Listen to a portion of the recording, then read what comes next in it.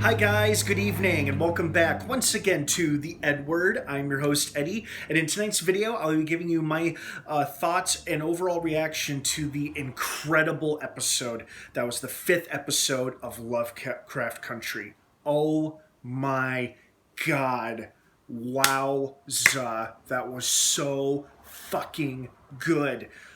Wow. Okay, before I go on gushing on and on about it, please be warned that this is a spoiler-filled episode review. So obviously, if you're not caught up on Lovecraft Country by this episode or the previous episode, for God's sake, don't keep watching or listening, as I will be discussing spoilers. So you have been warned. That being said, let's dive right back into it. Wow, what an episode. This might be one of my favorite episodes, and it didn't even contain any scary monsters or ghosts or creatures. It just... the commentary, the social commentary on racism and how this show tackles and addresses racism. You know, it was already obviously incredibly well done, but this episode just blew it out of the water. I mean, the commentary on racism and white privilege and just how differently people or how we treat one another, you know, as people. It's just, it was so incredibly well done while telling this gripping, engaging, awesome story. I mean, wow, that was fantastic. You know, and we got some interesting character revelations.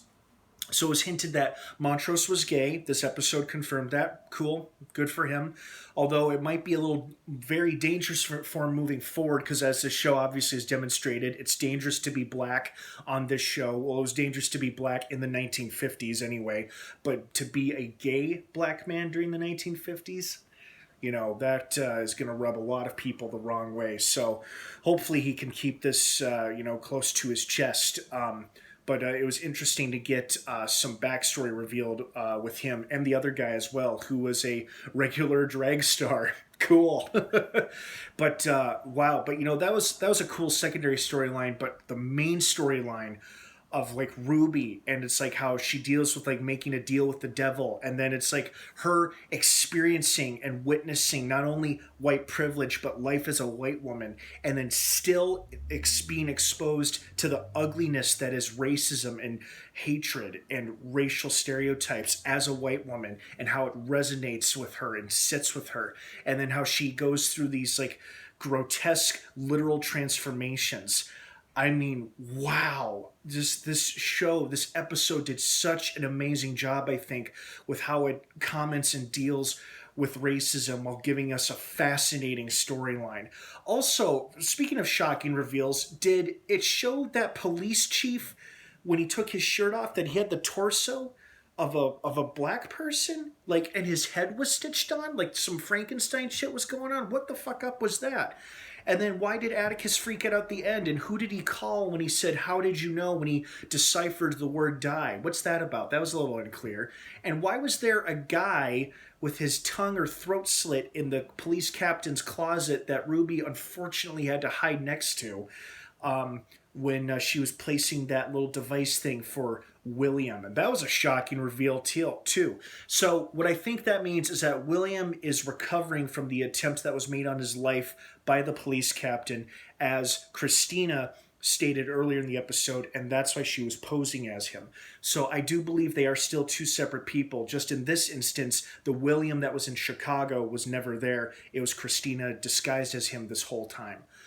And of course, the highlight of the episode is when I love how Ruby uses basically her white shell of a body to get even with her prick manager, like one more time right before she quits that job, and she lets him know that it was someone like her who did all those terrible, terrible things to him.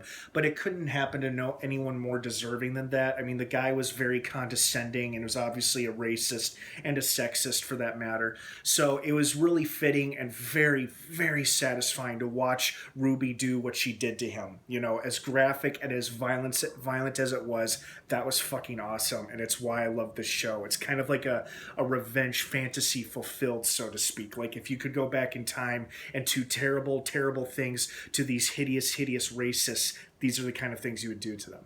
That's my take on it, at least. Oh, God, what an episode. I truly, absolutely love this episode, as I hope you guys did too. What did you think of it? I want to hear your thoughts and your opinions down below in the comments section. Thank you so much for watching. I hope you have a wonderful rest of your evening and a great rest of your weekend. Lovecraft Country drops new episodes every Sunday night on HBO. Don't miss it. It is amazing. Thanks for watching, guys. Have a good one. And of course, until next time, may the Force be with you.